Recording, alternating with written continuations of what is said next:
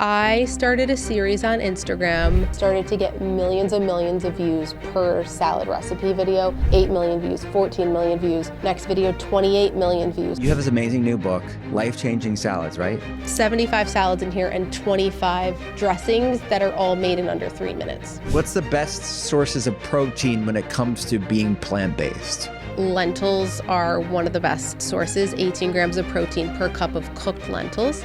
Like, if you had to pick your favorite salad in the book, what would you pick? Oh my God, my favorite right now.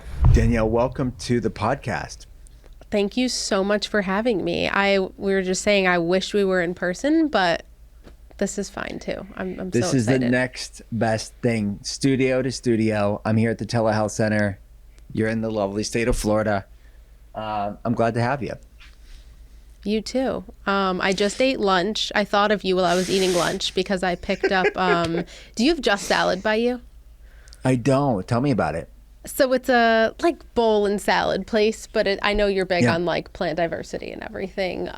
Yeah. But I got a bowl. It had basmati rice, beets, mushrooms, roasted mushrooms that were really yummy, tofu, hemp seeds, avocado.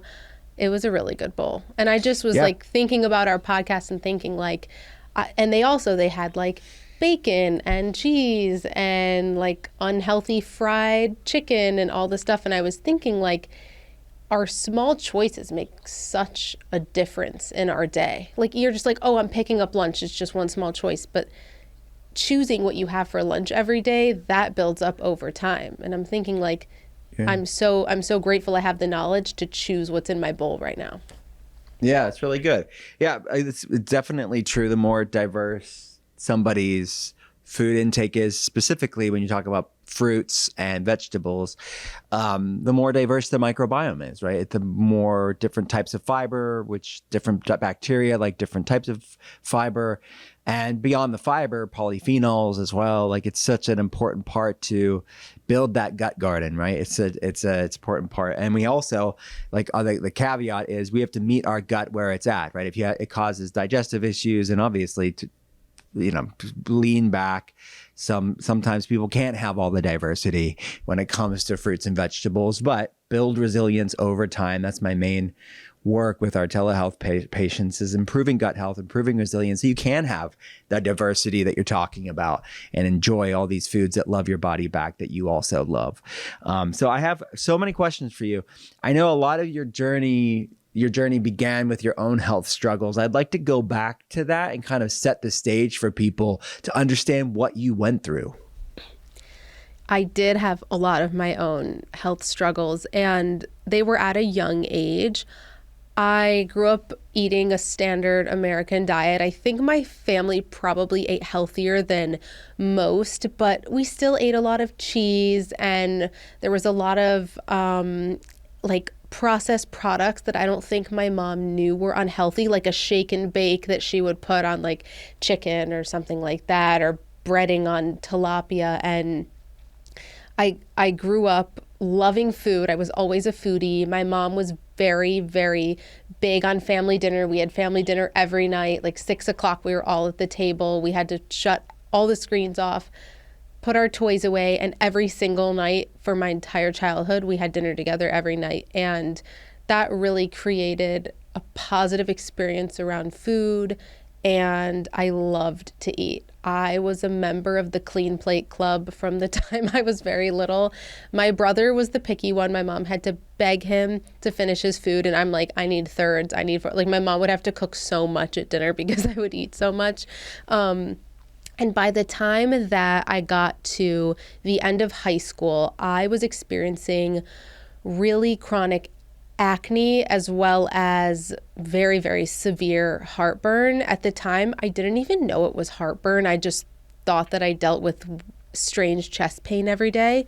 And my mom took me to first dermatologist for my skin. I had really bad cystic acne up my cheeks. This took a huge toll on my self-confidence.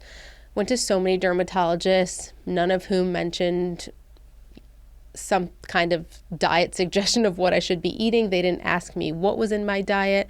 I was prescribed permanent antibiotics. So I was on I believe it was doxycycline for about a year, which is not normal. And I was also on, I would say I tried over 15 prescription medications for my skin. None of them helped.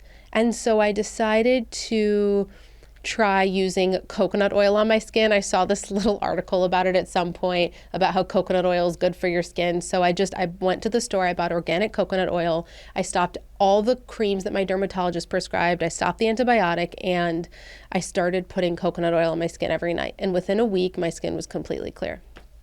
And I had dealt with acne for years.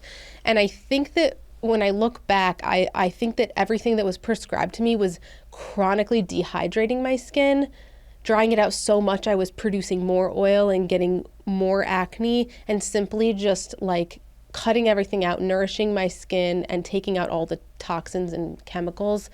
My skin was able to breathe again and kind of regenerate itself. And that was really like my first sneak peek into how you can use natural things and natural methods to heal things that you have going on. And then, as I mentioned too, I also was experiencing chronic heartburn, which was really debilitating to the point where it truly impacted my everyday life, and it prevented me from participating in school activities. It prevented me from walking around for too long, because I would be walking around the mall with my mom, and after 10 minutes I'm like, oh my God, my heartburn, like it's so bad, I have to go sit down. And I'd have to go, and for some reason sitting would help it go away. And so after 30 minutes I could then walk again. And I went to, I believe, 2 or 3 gastroenterologists, and they basically told me to take a Tums after eating, but that wasn't helping me. They're like, watch your tomato sauce intake and your chocolate, and, just take a Tums. And I kind of thought to myself, okay, well, I might have to deal with this the rest of my life. And at that point, I didn't have any hope for it getting better. When I first started going to college, I went to Michigan State University. They're known for their dining halls. They're basically like mall food courts. All you can eat pasta bar, all you can eat pizza bar, make your own chocolate chip cookie ice cream sandwich station, soft serve machines on every corner. This was like the last thing I needed, but it was really fun as an unsupervised college kid. I kid you not. Free reign. I kid you not. I was eating soft serve ice cream after every meal.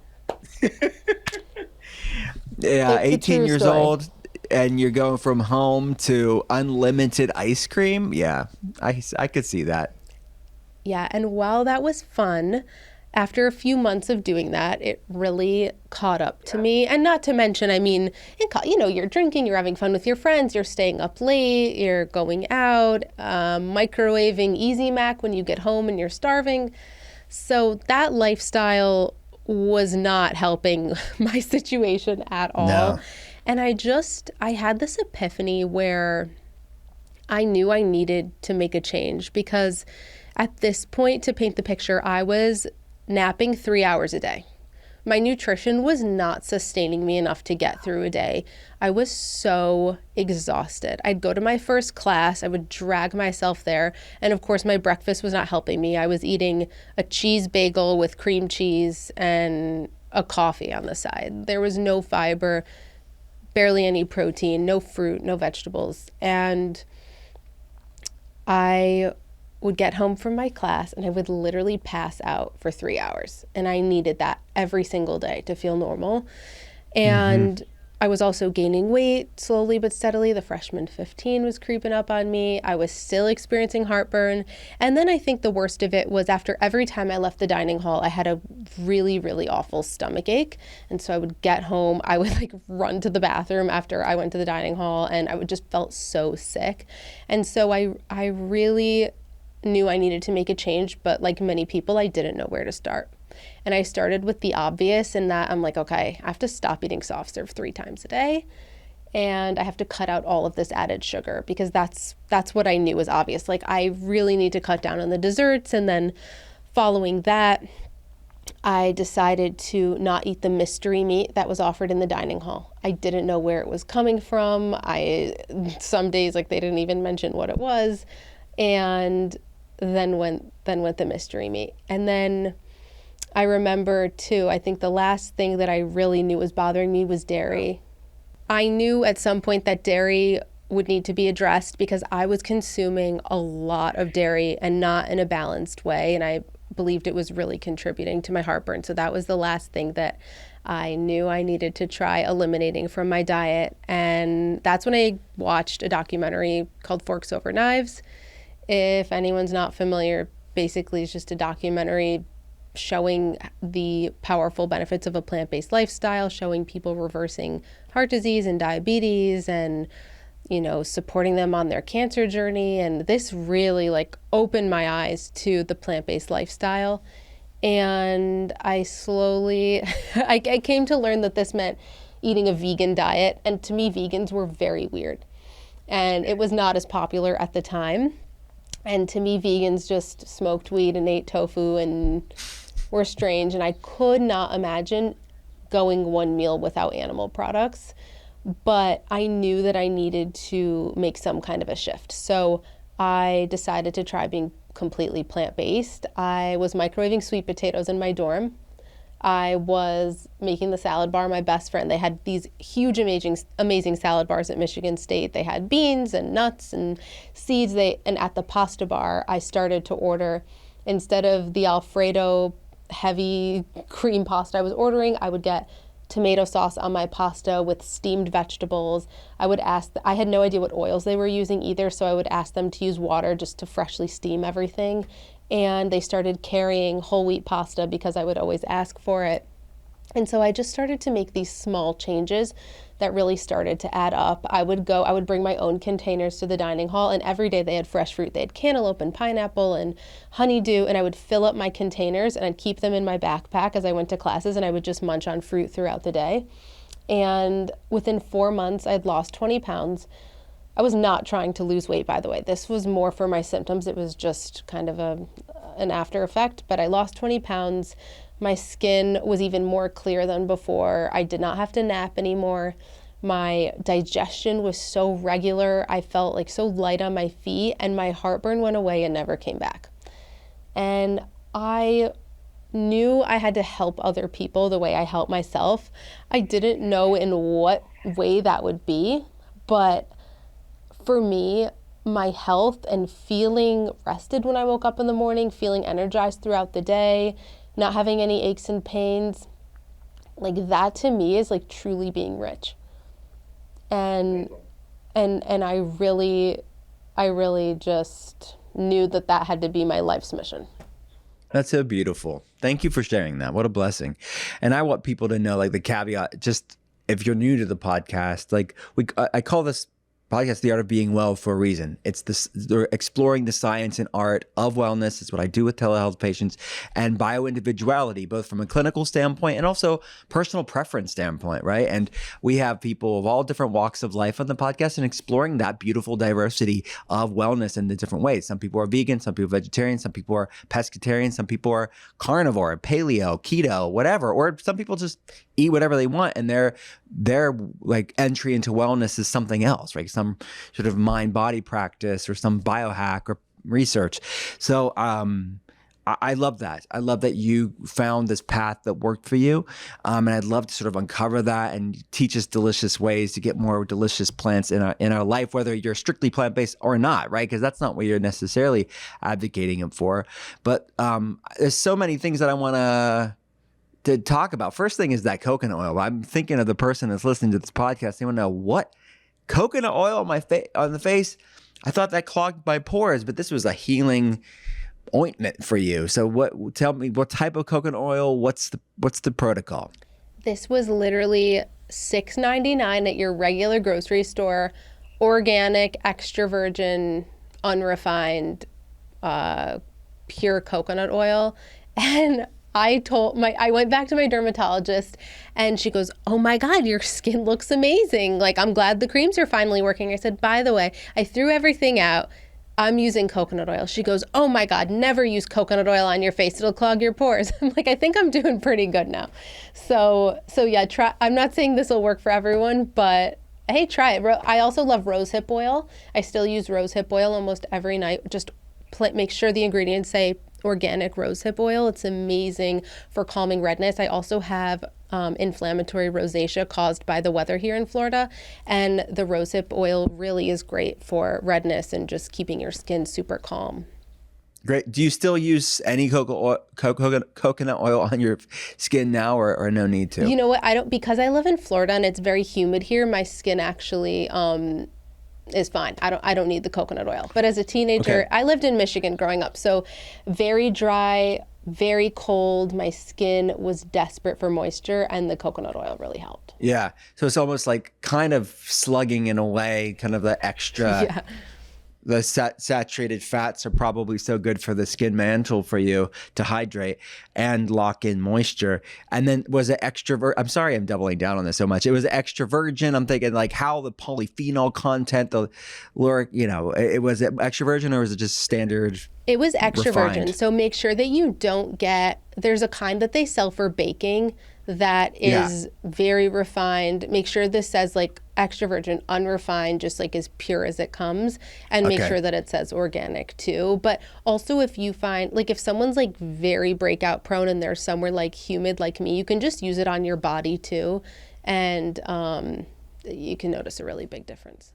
And the rosehip oil is what you use now. It's just like lighter. Is that the reason why? And is it, you just mentioned 100% organic, pure rosehip oil. How much are you using on your face for people who are interested in that? I would say like a dime size amount, and just like kind of like pat it between your hands and like allow the warmth of your hands just to kind of like allow it to soak in. And then if you want to go really extra, well, this is what I'll do. I'll take an ice cube and I'll wrap it in like a little towel. And I'll rub that on my skin, and to kind like after the shower to kind of like shrink my pores back up. And then I'll do my skincare routine, and then at the end just like pat in the rosehip oil, and it does wonders, especially if you have skin that's like very irritable and breakout prone and red. Yeah. So you went vegan in college, and have you ever looked back? Are you still 100% vegan, or I'm mostly still plant-based?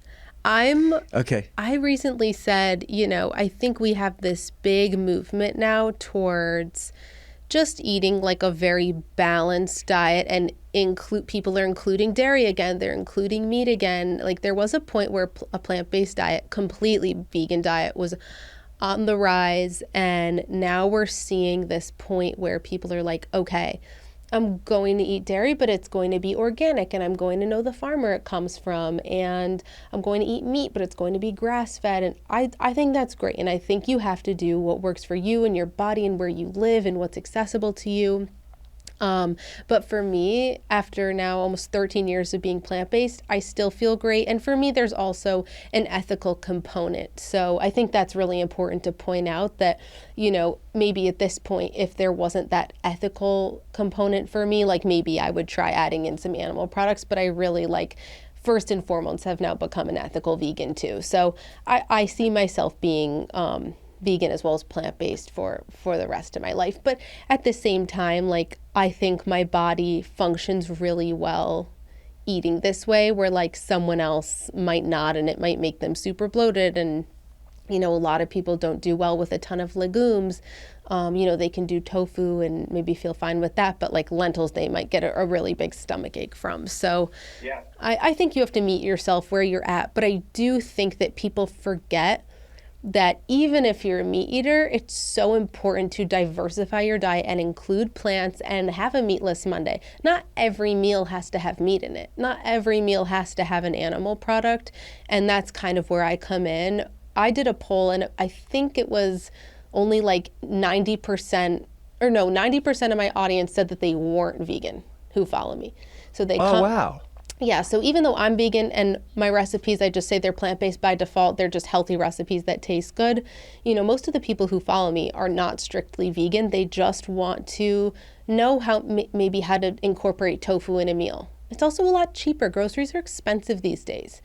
And you don't have to have steak on your plate for dinner. You can have tofu. The organic tofu at Aldi is $1.50 for a block. Great. It's really cheap. You're not getting if you want the best beef, you're not getting organic grass-fed beef for $1.50. No. So and you can get organic good quality soy as well. There's definitely a quality thing that people want to look out for. So when people are looking for soy, which is a good plant-based protein for people who can tolerate it from a digestive standpoint, and obviously barring any food sensitivities. But if they tolerate it, I especially fermented soy, I think it'd be a really great source. For my telehealth patients who are more plant-based, both for ethical or religious reasons or both, I like things like tempeh, natto, all can be great sources of plant protein. Absolutely. And I think that people are on one hand like a little scared of tofu, whether it's the texture, if they've never had it before, it's not served like in mainstream restaurants, so people aren't used to it. But I basically say just look at it like chicken. It takes on any flavor that you give to it. So any spices, any sauces you would normally use. Like I love the Primal Kitchen buffalo sauce. You can make so good. Yeah, I'll do like a gluten-free breading with like almond flour. And like arrowroot, and then we bake the tofu and then toss it in the Primal Kitchen buffalo sauce, and it makes like an amazing healthy buffalo tofu that tastes very close to meat. You have that like hardiness and familiarity of using the buffalo. And I think with tofu also, it's important to remember that some of the longest living communities are eating tofu every single day. Like look at these small villages in Japan where tofu is like a main staple in their diet. Seaweed and tofu, a little, they're eating fish, but it's maybe like once or twice a week, but they're mainly every day having like miso soup with tofu. They eat tofu for breakfast. So if you incorporate it in a balanced diet, it's really amazing. And it has protein and magnesium and iron. Yeah, so good. And I'd like to jump into the protein sort of conversation when it comes to plant-based and to talk about this more. But yeah, it's just from a clinical standpoint, I don't have, like when we're building clinical nutrition protocols for telehealth patients, like I mentioned, we do have people that they're for religious or ethical reasons or preference reasons, they just feel they like, enjoy, or need to be plant-based for whatever reason. So I'm very adept to building from a nutrient density standpoint, like the best plant-based protocol. Then obviously we have used carnivore protocols for certain circumstances, and definitely mostly omnivore for most people long-term. But I have people like at the beginning where they're digestively, they don't do well with being strictly plant-based. So you have to, like you said, meet your gut where it's at, where maybe they aren't strictly plant-based, but we build resilience over time where many of them, there's their preference when they build resilience and heal their gut is to go predominantly plant-based. Like you said, they just feel lighter, they enjoy it. It's maybe an ethical reason for them or religious reason. So I think I want people to know sort of the background context of where I'm coming from, because I think these conversations are really interesting. So, all right, the protein conversation, that is let's like debunk that myth that you can't get protein with plant-based. Yes, it takes a little bit more intention, but let's teach the people, like what's the best sources of protein when it comes to being plant-based? It's definitely easier than you would think. My husband is also plant-based. He has been for 12 years, and he gets around 150 to 200 grams of protein per day, eating amazing, completely plant-based. And, I think that lentils are one of the best sources, 18 grams of protein per cup of cooked lentils. So that for us in a day looks like making bolognese, but I'll make it with lentils instead of meat. And I'll also double up on that protein in the bolognese. I'll make a tofu and lentil bolognese combined. So I crumble up the tofu and my hands almost be like a ground beef consistency. And I'll saute like garlic and onion and maybe just some like finely chopped veggies just to get some veggies in there, zucchini, mushrooms, whatever you like. And then you add in the cooked lentils, you add in the crumbled up tofu, saute that for a while, like brown everything, add a jar of your favorite organic marinara sauce, or not if you can't find it or don't want to get that, but jar of tomato sauce, and let that simmer for like 20 minutes. You have the easiest plant-based pasta sauce that has so much protein. And then you can add that on to rice, which I love to do. I'll add it onto quinoa, like a bolognese quinoa. That's really yummy. But sometimes that's even like I have a very sensitive gut. So I'll even do like I recently just did a cassava noodle. and an organic cassava noodle with the bolognese on top. And I really am liking, it's not gluten-free, and I'm not gluten-free, but I like the einkorn. Have you had the Yeah. einkorn pasta? Ancient grain. Yeah, The for ancient grain. sure. I Yeah. love it. It has like 8 or 9 grams of protein per serving, packed with all different kinds of vitamins and nutrients. And it's a great whole grain. For me, it digests really well. Yeah. And it's in most grocery stores. I get it from Whole Foods. It literally just says like organic einkorn pasta, and that's like delicious with the plant-based bolognese. So yeah, I would say for protein, the lentils, tofu. I like to say beans as a complement. I think sometimes people list chickpea as like a great source of plant-based protein, but I think it's 6 grams of protein per half cup of chickpeas, 12 grams in a cup. A cup of chickpeas for most people is not going to digest too well and is going to cause gassiness, a stomach ache. I can't eat a cup of chickpeas. Like that would not make me feel too good. So if you can do like a third of a cup of chickpeas, but also have like tofu in your bowl, or do some kind of bean chili or a lentil chili, and have beans as like a complement to another protein, and then throughout the day get other sources, so like nuts and seeds, like a chia pudding or a handful of almonds. I also love protein powder, big fan of protein powder. Throw it into a smoothie, add it into your bowl of oats. I think anything you can use protein powder as such a good vehicle in a bigger picture. So my husband will make a big overnight oats / chia pudding bowl in the morning. He'll do chia seeds, oats, milk, and then let that sit overnight.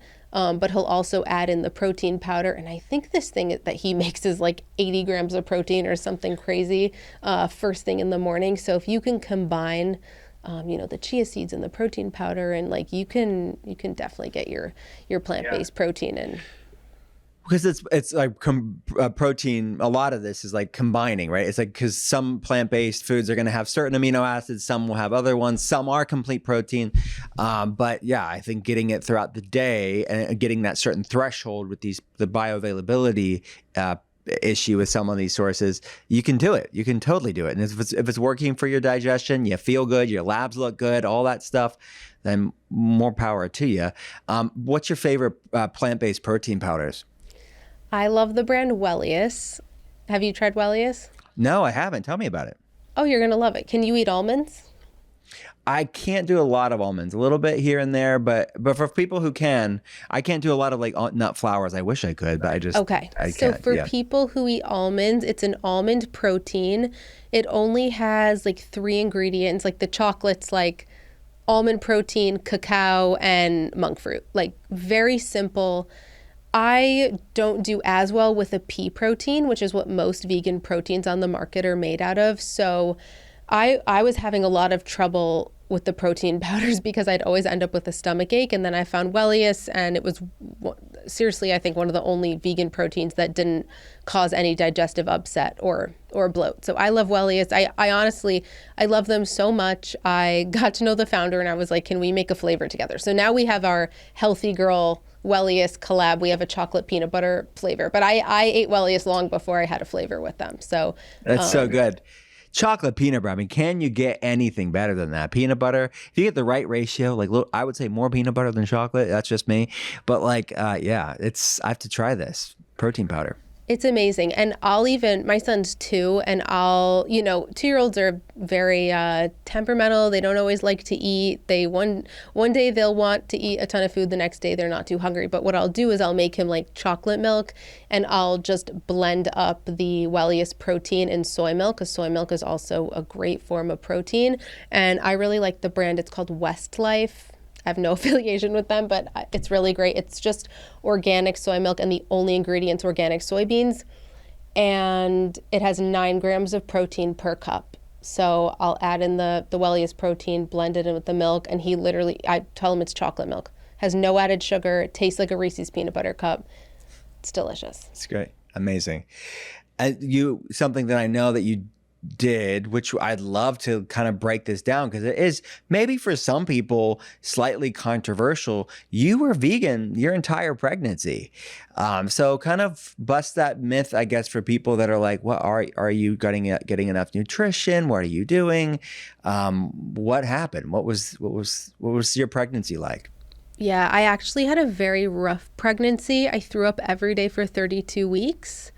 Oh no. Which was really tough. I guess I just had raging hormones, but I was plant-based throughout my whole pregnancy. And, I had told my OB, I was very open with her that I was plant-based. And she was like, that's fine. Just, we'll, monitor your blood work just like we would any person. And she was like, 1/3 of pregnant women end up anemic. It's just what happens. And so she's like, I'm not surprised if you're going to end up anemic. You're already vegan, and you're pregnant, but my iron was great throughout my whole pregnancy. It wasn't actually until postpartum. I breastfed for 2 years, which actually took a toll on my iron. And I ended up, supplementing with more, but throughout my pregnancy, my iron was great. My blood work was great. I had a very healthy pregnancy. My son was always measuring like 2 weeks ahead. Like, thank God, like he was healthy and I was healthy. And I was very sick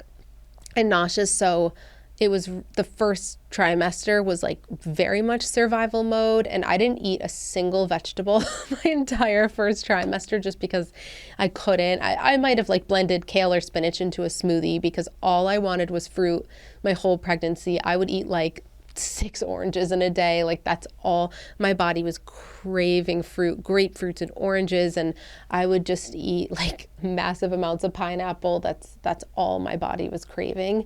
And so I ate a lot of fruit. But I would say when I was pregnant, the biggest savior was smoothies because I could easily drink them. Like, it was easier for me and my nausea to just swallow something rather than chew and have like food in my mouth. And then I could also slip like secret nutrients into it, which I think can apply to anyone who's not pregnant either. And even kids, when you want to sneak veggies into a smoothie, added supplements, like if you're not, if you're pregnant and you can't swallow pills or anything, like you can just put all your supplements in your smoothie. You can add your greens. You can add, probiotics to your smoothie. So it's a really good vehicle to get a lot of different nutrients, and also a great way to get protein, because I would do protein powder and, maybe I would do like a fruit smoothie in the morning. And then like later on, like I still was very nauseous. So I'd have like more of like a cold, like peanut buttery, like protein shake. But that was like a great way for me in like a pregnancy where I was so nauseous, where I could get in enough nutrients, still be vegan, and get enough nutrients into my system. Wonderful. So you mentioned iron. That is something that I do see deficient in a lot of people, that not just vegans, but people that tend to be more plant-based. Look, it's low in a lot of people, even if you're not plant-based, let's be honest. But it is high. Statistically, it's higher in people that are plant-based. And you can get iron-rich foods that are plant-based, obviously, but it's the non-heme iron, right? The bioavailability isn't necessarily the best for some people, especially if their gut health and the absorption rate isn't as optimal. But I would say the top ones I see would be iron deficiency, like B12, obviously. And then like lesser known, but still something to think about, is retinol, like a true vitamin A, not beta carotene, and just making sure. That's why no matter how you eat, right? Nutrient density is so important. Bioavailability and nutrient density is important. So for people that are more anemic, what are some of your best like iron-rich plant-based foods to focus on? Oh, I mean, as many greens as possible. And to be honest with you, one of my best hacks and what has really helped me is to take digestive enzymes with every single meal to really like help to break down my food further, to help my body absorb it. Because I'm a huge fan of getting like a GI map done. Like, I think everyone should have a GI map done like once a year, and just make sure everything's good with your gut health. I mean, look, like I eat super healthy. I try to buy all organic. I have like air purifiers in my house. I get sunshine. I take supplements. I do all the things. And even when I do a GI map, there's something wrong. So you can do all the things, and you could get food poisoning at a restaurant or have contaminated water, or your body just doesn't break things down as well. like I just did a GI map and my E. coli levels were elevated to a point, I don't have like an active E. coli infection, but the E. coli in my gut was flagged as being like highly elevated. And so we have to address that. Now, who knows, ate some dirty produce or whatever. And also we can see in my GI map that, so my last one that I did about a year ago, my digestive enzyme count was really low. And it showed in my gut that my body, my doctor's like, hey, you're eating all the right things. Your body's just not like breaking them down in the right way. So I've been taking digestive enzymes now for like the past year very consistently. I just redid my GI map and they went up significantly. So they help a lot, and my iron went up. So I really do think taking the enzyme with your meal, I take the Hum Nutrition one. You can take any of them. I do the Hum Nutrition has an extra strength, so it's like digestive enzyme on steroids. I really do like that one. I bring them in my purse. I take them at restaurants. I hand them out to all my friends when we're eating out. So that's helped a lot with the iron absorption. I also I think finding an iron supplement to introduce in addition to whatever foods you're eating, because I'm eating beans, I'm eating tofu, and increasing my lentils also helped with my iron levels, I believe, as well as increasing just my protein in general. But I also added in I believe it's the Mega Food blood builder. Greens. I don't no association with them. It helped a lot. Now, a lot of the iron supplements I had tried, or that a lot of people try, as like cause like digestive upset and can cause constipation, nausea. The Mega Food blood builder made a huge difference, like just that little bit of supplementation. Now, I think a lot of it, and my doctor's like, you breastfed for 2 years, so that kind of depletes. That kind of depletes. I had for 12 years being vegan, I had no issues until I breastfed for 2 years, and my body was like, okay, I need a little bit of extra help. But yeah, the greens, the lentils, the tofu, like that all makes a huge difference. And I think, so I went to nutrition school, and I actually started as like a nutritionist health coach before I was on social media or anything like that.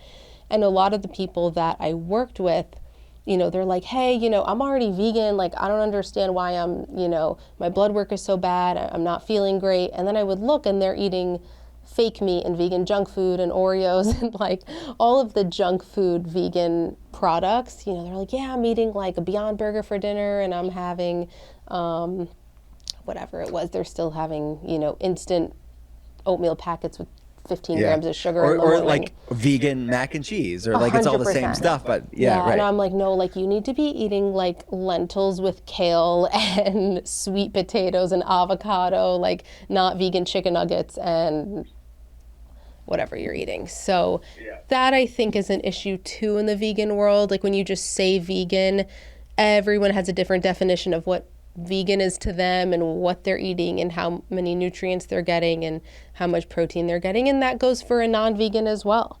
People who eat meat. You could have someone who eats McDonald's and Chick-fil-A 3 times a day, or you could have the meat eater who's like very well balanced. But I don't think it's a bad idea for people to, even in addition to eating all the iron-rich foods, taking a little bit of a supplement. I think it just helps to boost you a little bit. For sure. And for people that are interested in the GI map, we run that for telehealth patients around the world. I love that test. It's so helpful to look at like the landscape of your gut health, look at good bacteria, bacterial overgrowths, any yeast and fungal overgrowth, parasitic issues, digestion and absorption, inflammation in the gut. It's really helpful. Okay, so I want to talk about salads. You have this amazing new book, Life-Changing Salads, right? That's the title? Yes. It's a great title. I conveniently have it next to me. Well, where did the title come about? It's amazing. It's attention grabbing. But Life-Changing Salads, what's the story behind the title? Life-Changing Salads. So I started a series on Instagram in 2021 called Life-Changing Salads. It's always very my personality. Like after I eat something or try something, I'll like tell my husband, I'm like, that was life-changing. That was life-changing. Like, I will always forever think about that, like a yummy meal at a restaurant or something I made at home. So I started a life-changing salad series on Instagram, and it really stemmed from like a desperation of needing better plant-based salads, because I love salads, but now I'm finding in restaurants, salads have just turned into like a deconstructed sandwich. It's like bacon, turkey, hard-boiled eggs, cheese, and lettuce underneath. So then when I need to order a salad in a restaurant, it just comes with lettuce on the plate. I'm like, this isn't a salad. I want like goodies in my salad. I want protein. I want complex carbs. I want crunchy things. I want like an actual like hearty, satisfying salad. And I wasn't finding that anywhere. And I also find that people love a restaurant salad and don't know how to replicate that at home, whether they're vegan or not. Like, so many people say, oh, like salads at restaurants are so much better. They also know, like, restaurants know they're here to entertain you, and they know how to make something to excite your taste buds. So it's always going to have more sodium, always going to have more sugar. I think I looked it up. It might have been, I don't want to, maybe it was California Pizza Kitchen. One of their dressings had like 15 grams of sugar in the salad dressing, and like that's why it tastes good, because it has 15 grams of sugar in the salad dressing. So also, people are used to those restaurant salad dressings and bottled salad dressings from the grocery store that are designed to taste good but aren't designed to be good for your health. And so I'm like, I can make really good salads that are healthy, filling, nutrient dense, but you know, they serve this purpose, but they taste like they're from a restaurant. And I'm like, I'm going to make a series out of this. So post my first video. It did really well, nothing like crazy. And then I post my second video and it does even better. I post my third, does even better. Started to get millions and millions of views per salad recipe video. 8 million views, 14 million views. Next video, 28 million views on this salad. Like, it was numbers that I can't even comprehend. Literally be like 33 million views on your barbecue tofu salad. And I was like, wow, like there's really something to this, that people are able to replicate these as well. Because even though I'm showing people how to make healthy recipes, my thing is making them as easy as possible. And so people weren't actually just like liking them and like commenting, oh, this looks so good. They were replicating them at home. And this is what I found was like the biggest difference between, at the time, myself and other food creators, is that, you know, maybe you had another food account making something that was, you know, super beautiful and looked really cool and went viral, but it wasn't something easy that was realistic for your everyday person. And these were just normal salads. Like, again, I would take familiar salads. So like barbecue chicken salad I would always get from California Pizza Kitchen. I made a barbecue tofu salad. Or chicken Caesar salad, but make it healthy. Replace the mayo with a plant-based yogurt. And I would do like a crispy tofu or a crispy chickpea crouton instead of the fried chicken. And that eventually turned into writing a cookbook about it. And so the book has 75 plant-based salads, but they don't, like, seriously, they're salad, like, people don't even realize that they're plant-based or vegan. Even when I have people over and entertain, often, like, even new friends, I'm not like just like, oh, hey, like, we're vegan, by the way. Like, I just have people over for dinner. I'll serve like all these salads and, you know, quinoa salads, pasta salads, bean salads, fruit salads, you name it. Like, people don't realize that they're missing the animal products. But what they're getting is something super nutrient dense and tastes like a restaurant. So amazing. 75 salads in here and 25 dressings that are all made in under 3 minutes. Amazing. That's so good. And all gluten-free optional. So if you're gluten-free, every salad's gluten-free optional in here. So if you, probably difficult, but it's like, if you had to pick your favorite salad in the book, what would you pick for yours personally, your favorite right now? Oh my God, my favorite right now. So there's a summer elote corn pasta salad that's outstanding. I just did an event at Williams-Sonoma. I did a cooking event and I made this for everyone, and everyone was so skeptical because the dressing was made out of vegan yogurt, and they were like, how are you making like a creamy, cheesy elote dressing with that? I'm showing them nutritional yeast. They're like, what's nutritional yeast? And it like turns out to be this like creamy, delicious pasta salad that was made with like you can use like an almond Kite Hill yogurt. I also really like the cashew forager yogurt, really simple ingredients. Siggy's makes great yogurt as well. Even if you don't want to get the vegan yogurt and you just get regular yogurt, it's a great alternative and a really amazing way to make dressings. I also love, on a side note, I love using hummus to make dressings too. So you can even take like hummus and mix it with like lemon juice and vinegar and just like a little olive oil, whip it up, and it makes like the creamiest dressing. But yeah, the pasta salad section of my book is my favorite just because I love pasta, but we have a pasta Caesar salad, like a kale pasta Caesar salad in there that's amazing. We also have it's like a sweet potato hummus that you make as a base, and then you top it with like a pesto butterbean salad, and it's amazing. So delicious. Sounds amazing. You would think food would not be controversial. Like, we're just talking about salads, people. We're just talking about salads. But I know enough recipe developers, content creators, chefs, people in the nutrition world, the foodie world, where they will post something on social media and it'll just be food. It could be a salad, but it gets people talking in the craziest of ways in the comment section where it offends some group of people for whatever reason. Have you ever had that phenomenon? I always find it interesting to know what it was that kind of triggered some people. I think a lot of people say to me, oh, like it must be nice to be like in the food world, like a food influencer, because like there's nothing people can get mad about. And I'm like, no. People get mad about literally everything. And I also share my personal life a lot, like on my stories. So anytime you're sharing your personal life, everyone has an opinion. But I think, you have to be really careful. And that's something I've learned, that, when you're taking some kind of an authentic dish, like let's say I make a healthier version of a pad thai.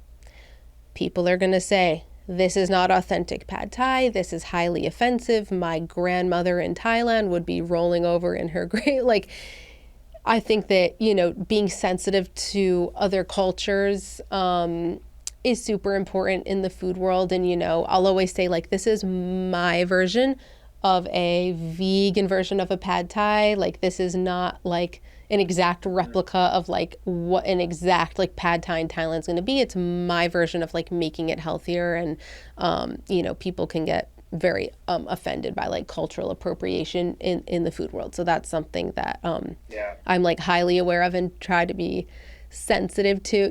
I think everyone's gotten a little overly sensitive. I'll make an Italian style recipe, but I'll use like coconut milk to make something creamy. And they'll be like, my Italian family would never use coconut milk. And I'm like, it's okay. Like, it's my version. And like, this is like, we're all going to be fine. We're all going to be okay. So true. I mean, it is like such an overcorrection, but I do find like the pendulum swinging maybe in the middle a little bit more. Like, okay, it's different being inspired by and but versus a big inspiration, not appropriation. It's just a spin on these amazing traditional dishes, right? Yes. My intention is always good. I'm never trying to steal any culture's recipes. Absolutely. And you're helping people get healthy food and whole foods, and I love it. This has been a great conversation. What are the different categories? I know there's really interesting categories in the book. What are some of your favorite categories? Okay, one of my favorite categories is actually the fruit salads. People do not consume enough fruit on a daily basis, and they also don't know necessarily how to combine them. And I also think in the United States, we're very used to like the restaurant combination of like melon and grapes and like a very boring, sad fruit salad. You can make amazing fruit salads that are packed with fiber and antioxidants and all kinds of vitamins and minerals, and just so great for our cells. Like the hydration that you receive from fruit, it can make you feel so good. So the fruit salads give you like a really, really great like variety of ways you can include fruit in your diet. I know for me, I have fruit every single day. It makes me feel great. Fruit just, I think it often gets a bad reputation, as you know, of having too much sugar and this and that. But, if you can have like a peach during the day as a snack, amazing. If you can have an apple with peanut butter, like if you can have a handful of grapes or blueberries in the morning, like anytime you can get fruit in, I think it's just an amazing opportunity to nourish yourself. So I have like a digestion detox fruit salad, which is one of my favorite. It has papaya and dragon fruit. And also I have a rainbow collagen booster fruit salad. As you know, vitamin C is the building block of collagen. So the rainbow collagen booster is like a great way to boost your vitamin C levels. I also have, which I really love and like make for breakfast a lot, is the chopped cinnamon apple salad. I love including cinnamon, great for your blood sugar. But it's a chia pudding, and then you put this like chopped cinnamon apple salad on top of the chia pudding, and it's like a delicious breakfast. Delicious. Yeah, and then there's grain salads, so like orzo, wild rice salad. I love using wild rice. I love adzuki beans, so there's an adzuki bean salad in here. I have a gut-loving farro salad. Again, the pasta salads, my personal favorite. Chopped salads, because chopped salads are superior. Every kind of chopped salad you can imagine in here. I have like a vegan Waldorf salad, which people love. I have barbecue tofu chopped, which is like one of my most popular. That's like a great protein option too.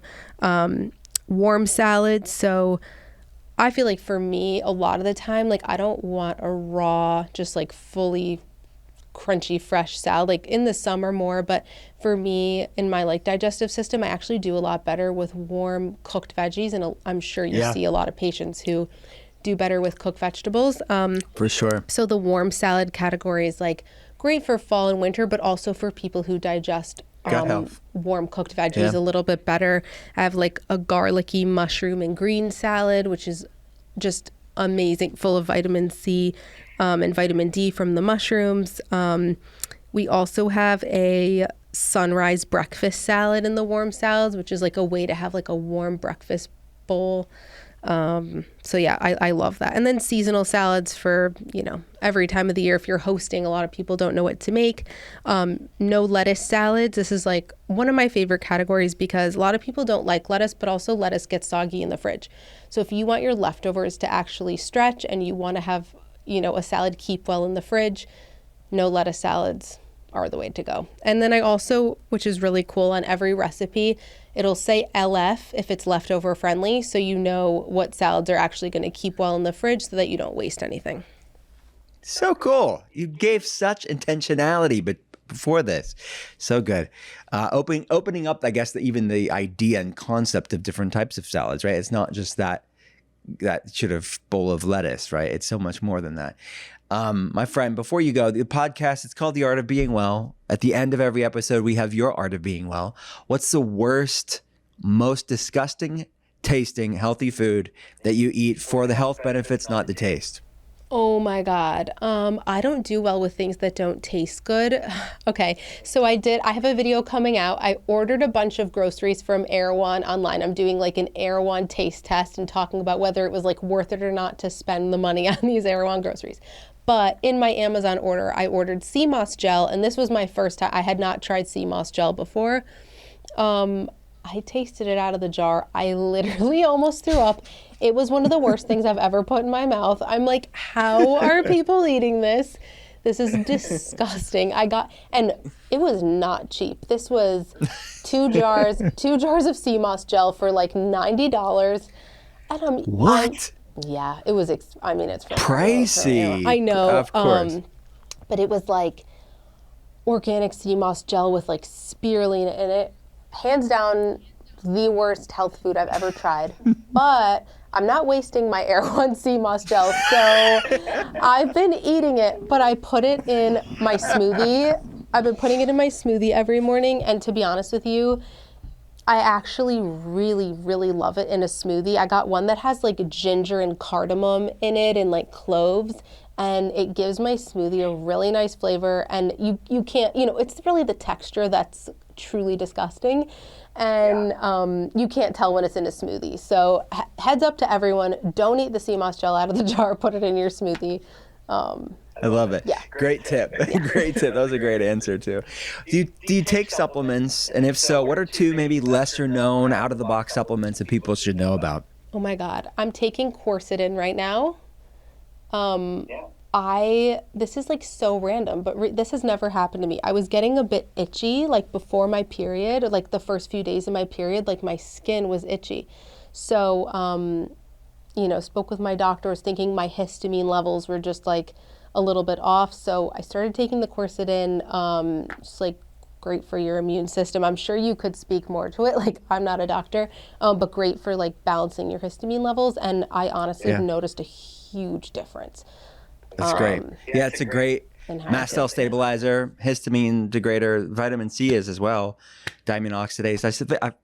I love it. Anybody that has histamine intolerance, mast cell activation, or just mild symptoms, right? It's just allergy issues. It could be helpful. Great. I love echinacea too. I don't think echinacea is talked about enough. And anytime I'm feeling a cold coming on, or even during a cold, I'm taking echinacea all throughout the day, like with every single meal. And oftentimes it'll just prevent me from getting sick altogether. Great answers. You have great, unique answers. I love it. What is the weirdest, most out of the box, strange thing you've done for your wellness that you're willing to admit on a podcast in front of millions of people? It's so funny because to me and you, a GI map is very normal, but listen, like I recently posted I did a GI map. People were messaging me saying they're unfollowing me, that I'm a psycho. Oh yeah. Oh my God. I know. So, that's out of the box, but I don't think that's anything crazy. I think the colonics I've done are probably pretty out there for people. For like your average American, 100%, that's not a normal activity. That's a good one. And the funniest part is I went with my friend because we were like, we're not going to do this alone. And we sat in the room for each other's colonics and like watched all the poop come. That's when you know you have a good friend. That was a good bonding activity. So that's probably the weirdest thing I've done.